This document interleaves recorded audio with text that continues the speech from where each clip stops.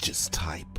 So when me and my parents went to visit my Uncle Ben, who was a Baptist preacher down south, I wasn't too thrilled about it. He had always been one of those people that warned everyone about what would happen to them if they didn't devote their life to the church. And to be honest, I thought it was a load of crap. He always warned me that the devil was on the prowl.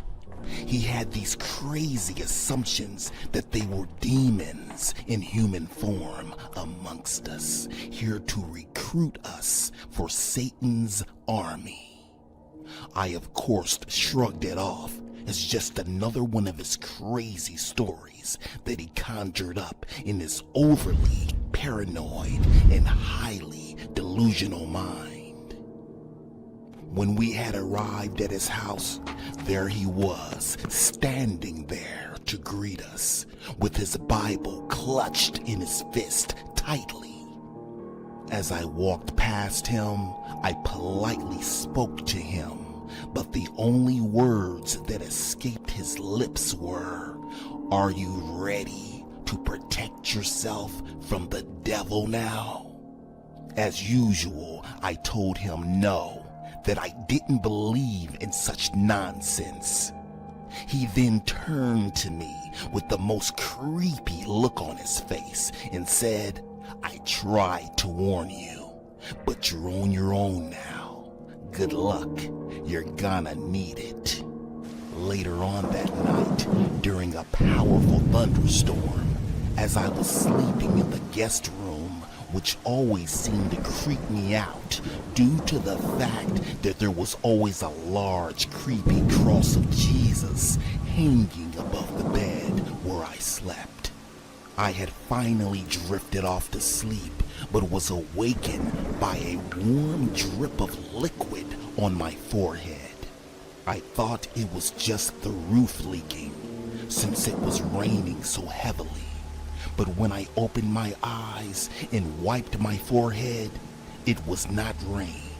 It appeared to be blood, which of course startled me.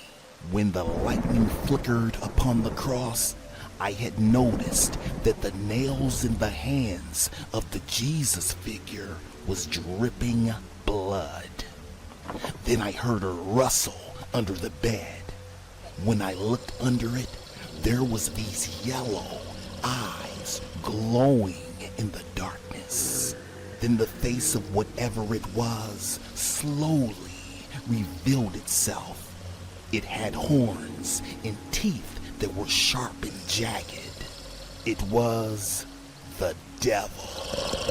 I screamed and ran for the door, but was halted as it grabbed me by my ankle and pulled me under the bed as I screamed for my parents to help me. When they ran into the room and turned on the lights, it had vanished quickly into thin air.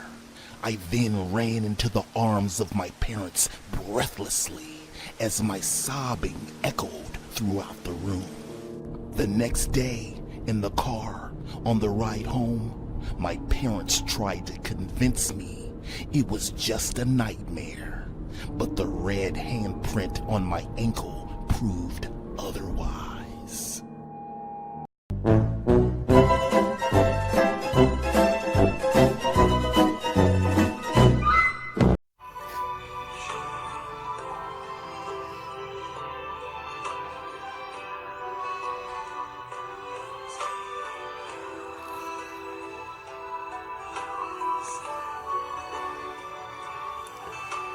Tìm được một nửa hóa ra lại Chúa.